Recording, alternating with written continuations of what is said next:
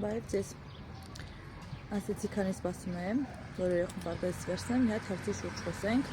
Խոսքը վերաբերվում է օրվա ընթացքում հեղուկի ճիշտ քանակին, ավելի կոնկրետ հեղուկ դասերը պիտի ինչ ենք հասկանում։ Խոսքը ամեն տեսակի հեղուկին չի վերաբերվում, այլ վերաբերվում է հենց կոնկրետ ջրին։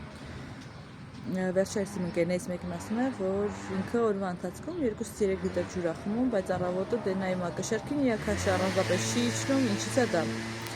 Ուրեմն հեղուկը, ավելի կոնկրետ հենց ջուրը, սառը եւ տաք վիճակում կամ գոլ վիճակում կապ չունի, ինքը ունի 0 կալորիա։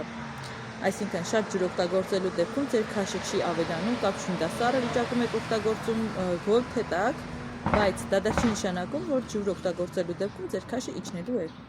Միայն ճիշտ քանակությամբ ջուր օգտագործելը դեռ քիչ է ավելորդ կիլոգրամներից ազատվելու համար։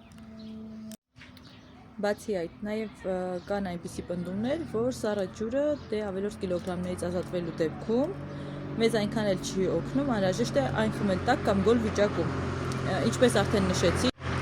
անկախ նրանից սառը վիճակում եք խմում ջուրը, թե գոլ, թե տաք վիճակում, միևնույնն է, արդյունքը տարբերություն չի տալիս։ 3 դեպքում էլ ինքը ունի 0 կալորիա, միայն տարբերությունը ինչումն է գոլ կամ տաք վիճակում ջուրը ավելի է արագացնում նյութափոխանակությունը, քան սառը վիճակում բնականաբար։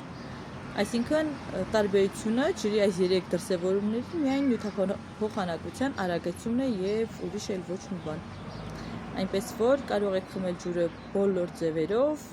թեյի վիճակով կարող եք խմել, բայց առանց շաքարավազի բնականաբար, եթե ուզում եք նիհարել, կամ պարզապես քաշ չհավաքել, գոլ վիճակում եւ սառը վիճակում բոլոր ձևերում է ջուրը տալու է նույն էֆեկտը։ Իսկ նիհարելու համար, ինչպես նշեցի արդեն, միայն ջուրը ճիշտ քանակությամբ օգտագործելը բավարար չէ, դրա համար արդեն նաև պետք է հավելյալ օգնություն ձեր օրգանիզմին։ Իսկ այդ հավելյալ օգնության համար դիմեք ինձ, ես կասեմ ես ինքս ինչպես եմ նիհարել։